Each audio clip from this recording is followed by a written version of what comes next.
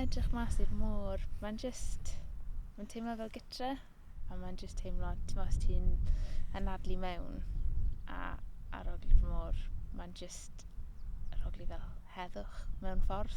Mae'n just really, really nice i just iste a edrych mas.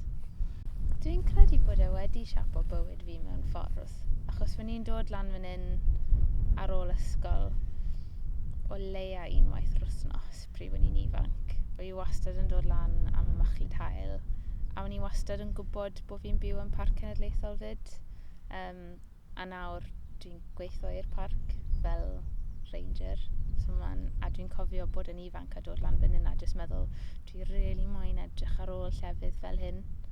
Pryd dwi'n dod mas i'r ardal yma, dwi fel arfer yn edrych mas i'r môr, so dwi'n dod â binoculars fi, a dwi'n edrych mas am adar môr, so llwyth o orcs sydd yn mynd heibio fel yn mis Ebrill. Mae'r palod yn hedfan heibio ar y ffordd nôl i Sgomer. Os ti'n dod ar yr amser gywir, ti'n weld nhw i gyd yn hedfan dros y môr. Bydde ti'n weld llyrss yn hedfan. Tu ôl ni heddi mae'r higanod yn pysgota. So fel arfer os dwi'n dod ma, dwi'n edrych mas am yr adar môr. Dwi'n gobeithio am byd natur bydd pethau'n gwella. Dwi'n really gobeithio. Fel ar hyn o bryd, ni'n eistedd fan hyn a ni'n clywed un meadow pipit yn canu. Sa i wedi clywed y hedydd to, ond ddylen na fod llwyth yma amser yma o'r blwyddyn. Ddylen na fod llwyth. Ond ar hyn o bryd does na ddim, achos mae'r byd natur yn really, really stryglan.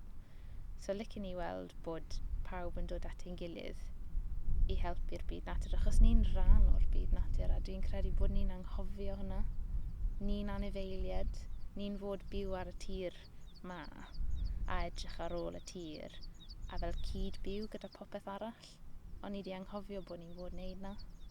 So os byddwn ni gyd yn dechrau wneud hwnna to, a os byddwn ni gyd yn edrych ar ôl yr ardal lle ni'n byw, byddwn ni gyd yn ffindio lot mwy o heddwch, a byddwn ni gyd yn mwynhau, a bydd ddim rhaid i ni becso rhagor. Mae'n edrych yn really pert, ond ddylen ni bod yn clywed mwy o stwff yn canu, ddylen ni bod yn gweld mwy o pethau yn y môr. So yn y dyfodol, licen i weld hwnna, a dwi'n credu bydd hwnna yn digwydd, achos mae lot mwy o pobl yn gwybod amdano nawr. Ie, mae gobeith 'da fi, byddai'n gweud.